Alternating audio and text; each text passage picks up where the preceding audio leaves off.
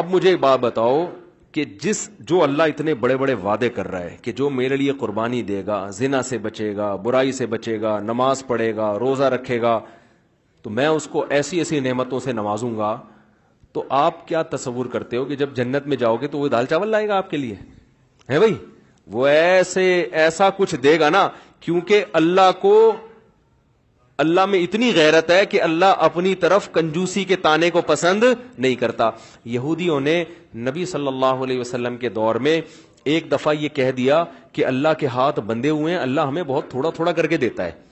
اللہ کو اتنا غصہ آیا، سورہ مائدہ میں اللہ نے آیتیں نازل کی. اللہ نے فرمایا وقالت الیہود ید اللہ مغلولہ، یہودی کہتے ہیں اللہ کے ہاتھ بندے ہوئے ہیں، غلت ایدیہم، ان کے ہاتھ بندے ہوئے ہیں، یہ کنجوس ہیں. بل یداہ مبسوطتان، اللہ کے دونوں ہاتھ کھلے ہوئے ہیں. ينفق کیف یشاء، جیسے چاہتا ہے اپنے بندوں پہ لٹا رہا ہے.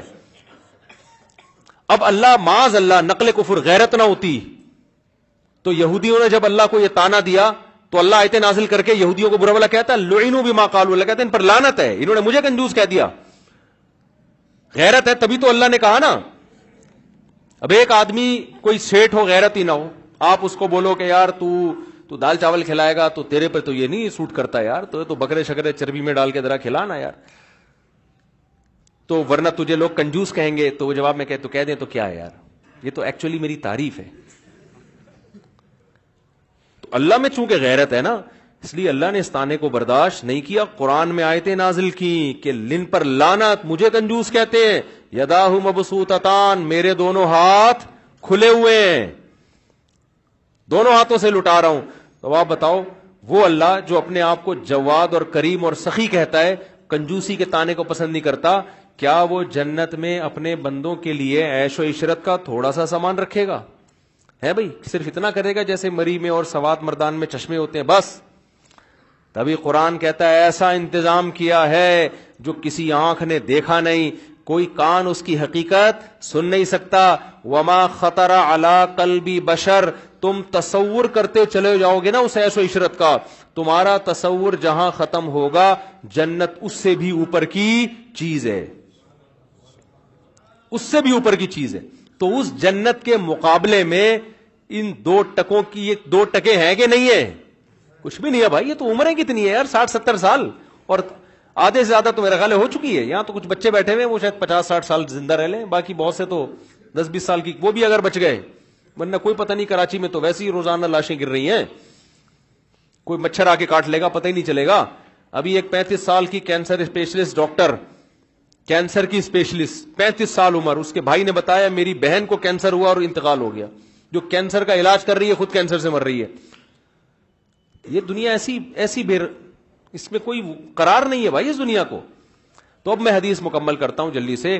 حدیث میں آتا ہے، عبداللہ بن مسعود رضی اللہ تعالیٰ عنہ فرماتے ہیں کہ جو سب سے آخر میں جہنم سے نکلے گا، اللہ اس سے پوچھیں گے بتا کیا چاہتا ہے؟ وہ کہے گا اے اللہ، یہ جو جنت کی ہوائیں آ رہی ہیں بس اس کے قریب تھوڑا سا مجھے لے جا، مجھے تیرے جلال کی قسم اس کے علاوہ تجھ سے میں کچھ بھی نہیں مانگوں گا. اللہ کہیں گے وعدہ کر، حدیث کا مفہوم اپنے الفاظ میں پیش کر رہا ہوں کہ مزید کچھ نہیں مانگنا. کہے گا کچھ بھی نہیں مانگوں گا. اس کو اتنی حسین جنت نظر آئے گی نا، وہ کہے گا بس اس کے قریب بھی پہنچ جائے نا، وہ بہت ہے میرے لیے. جب قریب جائے گا تو اور جنت کی خوشبوئیں اور ہوائیں آنا شروع، تو تھوڑی دیر میں برداشت سے باہر ہو جائے گا معاملہ. پھر وہ اللہ سے کہے گا اے اللہ، یہ جو دروازہ ہے نا جنت کا بس یہاں تک پہنچا دے. اللہ کہے گا تو نے مجھ سے وعدہ کیا تھا مزید کچھ نہیں مانگوں گا. کہے گا اللہ میں نے وعدہ تو کیا تھا، بس یہ میرا سچی مچی کا وعدہ ہے، یہاں تک پہنچا دے، اس کے بعد میں تجھ سے کچھ بھی نہیں. غالباً حدیث میں آتا ہے ایک درخت اللہ جنت کا لگائیں گے باہر، درخت ہوگا جنت کا، کہے گا اس درخت میں پہنچا دے، اتنا حسین خوبصورت درخت ہوگا وہ. حدیث میں آتا ہے اللہ یہ بات جانتے ہوں گے کہ یہ معذور ہے، حالانکہ اللہ سے معاہدہ کر کے توڑنا کتنا بڑا جرم ہے نا، لیکن اللہ کو پتا ہوگا میں نے اتنا حسین درخت جنت کے قریب لگایا ہے کہ یہ شخص کوئی بھی ہوتا نا، کتنا نیک سے نیک آدمی ہوتا جس نے زندگی میں کبھی معاہدہ نہیں توڑا، آج وہ بھی معاہدہ توڑ دیتا. اس میں اٹریکشن اتنی ہے. تو ایک درخت جب وہ وہاں پہنچے گا، اب جنت کے بالکل قریب ہو گیا. اب وہاں سے جنت کی ہوائیں آ رہی ہیں، مشک و عنبر کی ہوائیں آ رہی ہیں. وہ کہے گا، تھوڑی دیر تو برداشت کرے گا، اس کے بعد کہے گا اے اللہ بس تو مجھے اس کے دروازے تک پہنچا دے، میرا پکا سچا وعدہ، اس کے بعد میں تجھ سے کچھ بھی نہیں مانگوں. اللہ کہیں گے تو نے تو وعدہ کیا تھا مجھ سے. وہ کہے گا مجھے اچھی طرح یاد ہے، میں نے وعدہ کیا تھا. وعدہ خلافی کرنا بہت بڑا گناہ ہے، اور اللہ سے وعدہ کر کے جھوٹ بولنا تو بہت بڑا گناہ ہے. بس ایک دفعہ ہے بھائی اس کے بعد کبھی نہیں مانگوں گا. حدیث میں آتا ہے اللہ جانتے ہوں گے کہ یہ معذور ہے، کوئی بھی اس کی جگہ ہوتا تو جنت میں اٹریکشن اتنی ہے، دروازے پہ پہنچ جائے گا. اب تو اور قریب ہو گیا نا، تو وہ کہے گا اے اللہ اندر داخل کر دے، پکا وعدہ، اس کے بعد میں تجھ سے کچھ بھی بولو نہیں مانگوں گا. اللہ کہے گا تو نے وعدہ کیا تھا، کہے گا وعدہ کیا تھا، اب میں بالکل سچی مچی کا وعدہ کر رہا ہوں، بالکل پکا ڈھکا وعدہ کر رہا ہوں، اس کے بعد کچھ نہیں مانگوں گا. حدیث کا آخر میں الفاظ یہ ہیں کہ جب اللہ اس کو جنت میں داخل کر دے گا نا، تو وہ جب اندر جا کے دیکھے گا، او بھئی ایسے دودھ کی نہریں، شراب کی نہریں، حوریں. کراچی کے لونڈے لپاڑوں کو تو ایک حوری دکھا دو نا، کافی ہے ان کے لیے. اور یہ تم گٹکے کھا رہے ہو نا، حور تو دور کی بات، ان دنیا کی عورتوں کے قابل نہیں بچو گے تم. یہ بیڑا غرق کر دیتا ہے یہ گٹکا. ہمارے ایک دوست بہت سگریٹ پیتے تھے، شادی نہیں کرتے تھے. میں نے کہا یار اب شادی کیوں نہیں کرے گا، نا دھواں نکلے گا اور کچھ بھی نہیں بچا میرے اندر. وہ بالکل نا ہڈیوں کا ڈھانچہ بن گئے، کہہ رہے اب دھواں ہی رہ گیا. تو یہ گٹکے ہی نہ ہو، تھوڑا صحت بناؤ یار، سمجھ رہے ہو، کچھ صحت بناؤ. تو اس گٹکے کے ساتھ حور ملے گی بھی کیسے تمہیں؟ حور خود وہ انکار کر دے گی اللہ اس کے نیک عمل کی وجہ سے میں اس کو مل رہی ہوں، میں نے کون سا گناہ کیا تھا تو مجھے اس کے حوالے کر رہا ہے؟ کیا خیال ہے؟ تو پہلے گٹکے والوں کو تیزاب سے کلیاں کروائی جائیں گی، اور تیزاب جنت میں نہیں ہوگا. تیزاب کے لیے جہنم میں نہ جانا پڑے کہیں، خدا نخواستہ. تو چھوڑ دو یہ منہ کے کینسر سے کتنے لوگ میں نے مرتے ہوئے اپنی آنکھوں سے دیکھے ہیں جوانی میں. تو خیر، تو حدیث میں آتا ہے جب وہ جنت کے اندر جائے گا نا، اتنی حسین جنت، اتنی خوبصورت جنت کہ وہ اللہ سے کہے گا کہ اے اللہ تو اللہ ہو کے میرے ساتھ مذاق کر رہا ہے. یعنی اس کو تصور ہی نہیں ہوگا نا کہ اللہ مجھے اتنی خوبصورت جنت میں داخل کر سکتا ہے. یہ تو ممکن ہی نہیں ہے کہ یار اتنے میں کہاں اور یہ اتنی خوبصورت جنت عیش و عشرت والی کہاں.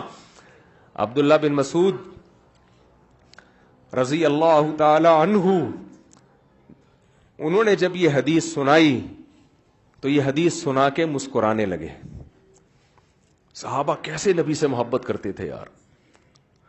یعنی نبی صلی اللہ علیہ وسلم نے حدیثیں سناتے وقت جو انداز تھا نا، صحابہ کوشش کرتے تھے پیغمبر کا قول سناتے ہوئے ہمارا انداز بھی وہی ہو جائے. تو عبداللہ بن مسعود یہ حدیث سنا کر مسکرائے اور اپنے شاگردوں سے پوچھا، پوچھتے نہیں ہو کہ میں مسکرا کیوں رہا ہوں؟ شاگردوں نے کہا بتائیے آپ کیوں مسکرا رہے ہیں؟ انہوں نے کہا کہ نبی صلی اللہ علیہ وسلم نے جب یہ بات ہمیں سنائی نا کہ وہ شخص اللہ سے کہے گا اے اللہ تو اللہ ہو کے مجھ سے مذاق کر رہا ہے بھائی. تو جب یہ بات نبی نے سنائی تھی تو نبی بھی مسکرائے تھے، اور مسکرانے کے بعد نبی نے ہم سے پوچھا تھا کہ پوچھتے نہیں ہو میں مسکراتا کیوں؟ ہم نے پوچھا تھا کہ یا رسول اللہ آپ بتائیے کہ آپ کیوں مسکرا رہے ہیں؟ تو نبی صلی اللہ علیہ وسلم نے فرمایا کہ جب بندہ اللہ سے یہ کہے گا نا اللہ تو اللہ ہو کے میرے سے مذاق کر رہا ہے، تو اللہ بھی بندے کی یہ بات سن کے مسکرائے گا. سمجھ رہے ہو؟ اللہ اس پہ گستاخی کا فتویٰ نہیں لگائے گا. گستاخ اللہ کو پتا ہے اس کی اندر کی حالت کیا ہے، اندر کی حالت کیا ہے. پھر اللہ اس سے کہیں گے یہ ایک ہے، اس جیسی 10 گنا بڑی جنت میں نے تجھے دی ہے. تو بھائی وہ اللہ ہے، وہ انسان نہیں ہے. اس کے خزانے بھی بہت اور اس کے دونوں ہاتھ بھی کھلے ہوئے ہیں. تو اللہ کہتا ہے قل اُنَبِّئُكُم بِخَيْرٍ مِّن ذَلِكُمْ، جن دنیا کی نعمتوں کے پیچھے تم بھاگ رہے ہو نا، اس سے بڑی نعمتیں ہم تمہیں بتاتے ہیں. وہ کیا ہے؟ وہ جنت میں ہے. اب آخری بات کر کے بس میں بیان ختم کرتا ہوں کہ کیا ٹھیک ہے اس جنت کے مقابلے میں تو اس دنیا کی 2 ٹکے کی ویلیو نہیں ہے، تو کیا کریں؟ چھوڑ دیں؟ ہے بھائی، آخری سوال یہاں آتا ہے نا، کیا کریں بھائی؟ رکشے کو بھی جلا دیں، دال چاول کھائیں، بریانیاں چھوڑ دیں، نہاری میں نیمبو نچوڑنا چھوڑ دیں؟ کیا کریں بھائی؟ پھر سوال پیدا ہوتا ہے نا. اور باتیں تو 4 شادیوں کی کر رہے ہو، ایک بیوی میں بھی وفا نہیں ہوتی، تو کیا کریں؟ سوال پیدا ہوتا ہے کہ نہیں ہوتا؟ تو بھائی دنیا رکھنے سے اللہ نے منع نہیں کیا. 2 کام کرو، ایک حرام کی طرف مت جاؤ. سمجھ میں آ رہی ہے بات؟ کس کی طرف مت جاؤ؟ کیونکہ اللہ کیا کہتے ہیں کہ جو جب دنیا اور آخرت کا مقابلہ ہوگا نا، تو اس میں جس نے دنیا کو ترجیح دے دی وہ تباہ و برباد ہو گیا. مقابلہ کیسے ہوتا ہے؟ مثال سے بات سمجھاتا ہوں. فرض کرو آپ کی 2 بیویاں ہیں، آپ دونوں سے وعدہ کرتے ہو مجھے تم سے، یہی کہنا پڑتا ہے انسان کو، مجھے تم سے بہت زیادہ محبت. ادھر جاتے ہو اس کے گھر میں، مجھے تم سے بہت زیادہ محبت. دونوں نے ایک دن امتحان کی ٹھان لی کہ یار یہ دونوں سے بڑی بڑی محبت کی دعوت کرتا ہے، آج ہم دونوں نے اس کی دعوت کرنی ہے، دیکھتے ہیں کس کی دعوت میں آتا ہے. تو جمعے والے دن ایک نے کہا ٹھیک دوپہر 12 بجے آپ نے میرے یہاں کھانا کھانا ہے، نہیں کھایا تو میں ہمیشہ کے لیے ناراض ہو جاؤں گی. دوسری نے کہا کہ آج جمعہ ہے، 12 بجے آپ نے میرے یہاں کھانا کھانا ہے، اگر آپ نے نہیں کھایا تو میں ہمیشہ کے لیے آپ سے ناراض. آپ ٹینشن میں آؤ کیونکہ محبت تو آپ کو دونوں سے ہے. آپ کہو گے بھائی بیگم تم ایسا کرو جمعے کو ڈنر رکھ لو. اب دونوں نے پہلے سے نا طے کیا ہوا ہے کہ اس کو دیکھنا ہے کہ ہم دونوں کو الو بنا رہا ہے، تو پتہ چلے کہ اس کو مقابلہ ہوگا تو پتہ چلے گا نا. بڑی کوشش کی، انہوں نے کہا نہیں بھائی 12 بجے ہی. اب آپ جس کو ناراض کر کے جس کو ترجیح دو گے، اٹ مینز اس کا مطلب ہے آپ کے دل میں اس سے محبت اس کی نسبت تھوڑی سی زیادہ ہے. کیا خیال ہے بھائی؟ جب 2 آپشن آئیں گے تو کیا ہوگا؟ تو بھائی ایک طرف دنیا ہے وہ بھی ہمیں اچھی لگتی ہے، ایک طرف جنت ہے وہ بھی ہمیں اچھی لگتی ہے. تو اب بعض چیزیں ایسی ہیں کہ دنیا کی اس نعمت کو حاصل کرو گے، جنت آپ سے روٹھتی نہیں ہے، تو کھاؤ وہ دنیا. صبح آپ کے پاس اگر پیسے ہیں 2 کے بجائے 4 پراٹھے کھا لو، تو اس سے اللہ ناراض ہوتا ہے؟ ابے کسی کے پراٹھوں سے اللہ ناراض ہوگا؟ نہاری مغز کھانے سے اللہ ناراض ہوگا؟ اللہ کہتا ہے کھاؤ بھائی. قل ہی للذین آمنوا فی الحیات الدنیا، اصل میں تو میں نے مسلمانوں کے لیے پیدا کیے ہیں. یہ کافر تو اللہ کا نافرمان ہے، وہ بھی فائدہ اٹھا رہا ہے، یہ تو آزمائش ہے اللہ کی، یہ تو نعمت ہے، کھاؤ بھائی. اے اللہ یہ سواریاں ہم لینڈ کروزر، اللہ کہتے ہیں بھائی اگر تیرے پاس پیسے ہیں تو لینڈ کروزر سے بھی اوپر کی چیز میں گھوم لے. کیوں؟ والخیل والبغال والحمیر لترکبوها وزینہ، ان سواریوں میں تمہارے لیے سواری بھی ہے اور زینت بھی ہے. یہ تو خود قرآن بیان کرتا ہے. جب گاڑی میں جائے گا تو زینت ہوگی کہ نہیں ہوگی؟ ہاں تکبر نہیں کرنا، دوسرے کو گھٹیا اور حقیر مت سمجھنا، یہ تو زینت ہے. صحابی نے آئے عرض کیا یا رسول اللہ میں چاہتا ہوں میرا لباس اچھا ہو، میرے جوتے اچھے ہوں، اچھا لگوں میں. نبی نے فرمایا تھا نا کہ جس کے دل میں ذرا سا تکبر ہوا اللہ اس کو جہنم کی آگ میں ڈالے گا. صحابی نے عرض کیا یا رسول اللہ میں تو چاہتا ہوں میرے کپڑے اچھے ہوں، میرے جوتے اچھے ہوں، تو کیا مجھے بھی جہنم میں ڈالیں گے اللہ؟